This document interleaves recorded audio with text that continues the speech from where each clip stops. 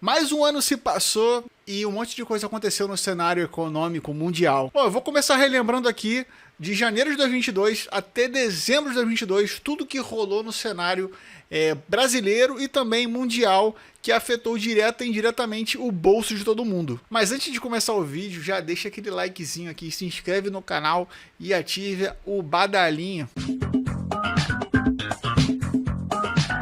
Janeiro de 2022. Começando janeiro, a gente já vem de 2021, de uma pandemia de Covid, só que em janeiro foi descoberta uma variante da Covid que contaminava muito mais rápido as pessoas. Então a gente já começa o ano preocupado, mas como a gente já via sendo imunizado, né, o país já vinha fazendo uma imunização, já tinha pessoa com 1, 2 doses, até 3, então o impacto de mortes foi menor desse janeiro de 2022. Mas países como os Estados Unidos, por exemplo, que tiveram que tomar medidas de lockdown, e até a China também, que teve um aumento de 20% de contaminado. Vamos para fevereiro de 2022. Bom, fevereiro de 2022 foi o fatídico mês que a Rússia decidiu tomar para ela, da Ucrânia, os territórios que se consideravam russos, né? Uniões separatistas ali da Ucrânia que se consideravam território russo. Mas nada é tão simples assim, né? A Rússia tenta entrar lá e vira uma verdadeira guerra entre os dois países, né? Rússia e Ucrânia. E no meio de tudo isso, a Rússia decide colocar na reta da OTAN, que é a Organização do Tratado do Atlântico Norte sobre os países do leste da Europa. Então, esta porcaria se generaliza, os países da OTAN se sentem ofendidos, Estados Unidos entra na guerra também e vira um verdadeiro caos para o mundo inteiro. E essa guerra causa um colapso de energia na Europa, né? Faltando gás, faltando petróleo, faltando fertilizantes, faltando um monte de coisa. E assim a gente fecha fevereiro de 2022. Vamos agora para março de 2022. Foi em março que o Fed, o Banco Central dos Estados Unidos, começa um aperto monetário. E a taxa de juros, que antes era de 0,25%, começa a aumentar até ficar insustentável. E isso marca o nível de inflação mais alto em 42 anos, que chegou ao número de 4,5% agora no final do ano. E o Banco Central americano pretende aumentar 1% ainda até o final de 2023. Ou seja...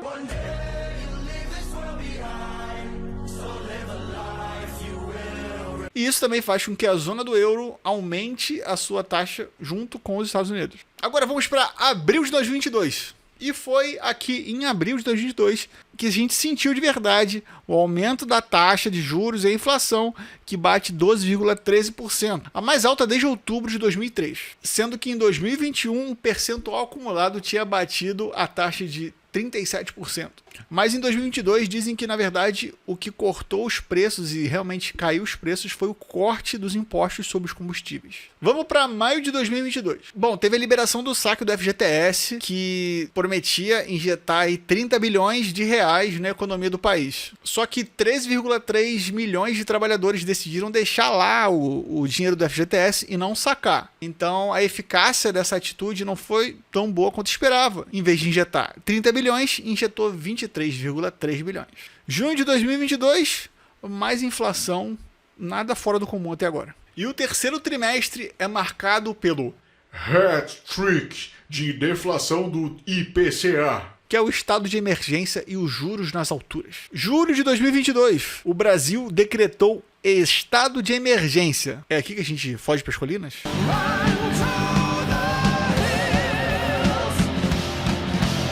O governo aumentou o pagamento do Auxílio Brasil, Vale Gás e deu cheques de R$1.000 aos caminhoneiros autônomos registrados na ANTT. Isso causa um impacto de 42 bilhões de reais na economia do Brasil. Agora vamos para agosto de 2022. Esse foi o verdadeiro mês do cabo de guerra econômico no Brasil.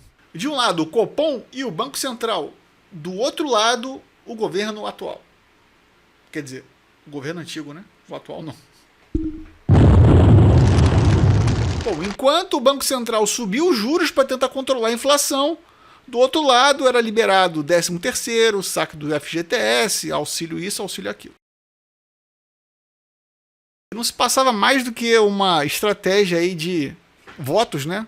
Porque ia ter eleição daqui a pouco, em 2 meses. Setembro de 2022. Aí os dados do IBGE mostram que a gente teve 1,32% de queda no consumo nos meses de julho, agosto e setembro. Finalmente chegamos em outubro de 2022, mês de eleições para deputado, senador, governador e presidente do Brasil. Logo nesse momento, o dólar dá uma disparada para 5,60, os ânimos, né, durante a votação, e depois fica tudo meio volátil, né, e cai para os 5,20 de novo. E aí a gente chega em novembro de 2022.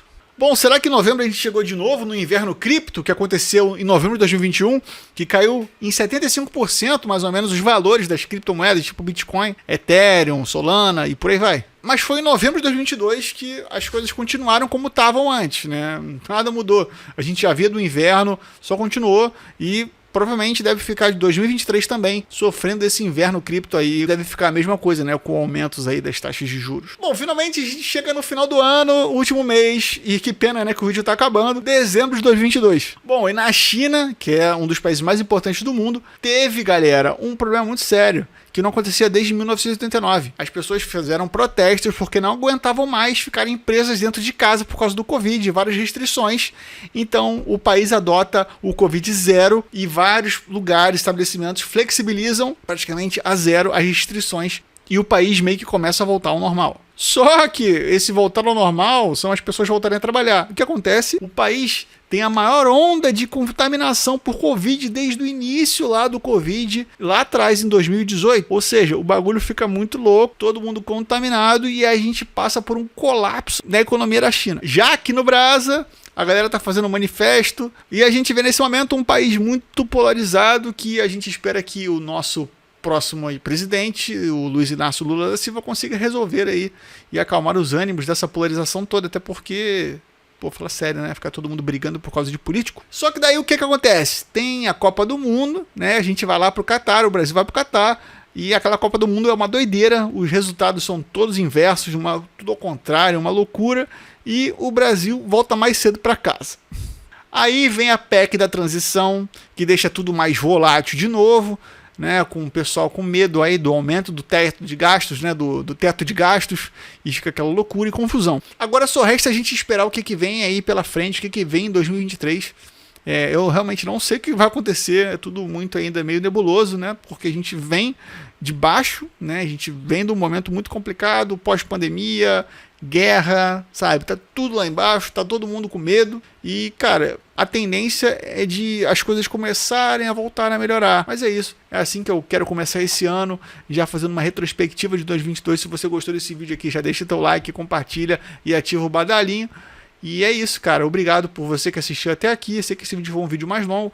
É bom pra gente se atualizar, saber o que aconteceu de forma econômica no ano de 2022. Tinha coisa ali que eu não sabia, né? Pesquisando pra criar esse vídeo aqui, eu aprendi um monte de coisa, terminei vendo um monte de coisa. Eu não sou formado em economia, eu nem trabalho com isso, mas eu me interesso muito e quero cada vez aprender mais e deixar de ser burro, né? Ficar informado é muito importante, né? Ler bastante, procurar bastante fontes confiáveis de informação e a gente ficar atualizado sobre economia, porque é algo que mexe no nosso bolso e a gente tem que estar sempre preparado, né? Isso que chama de educação financeira. Você está sempre preparado para o que pode acontecer na frente.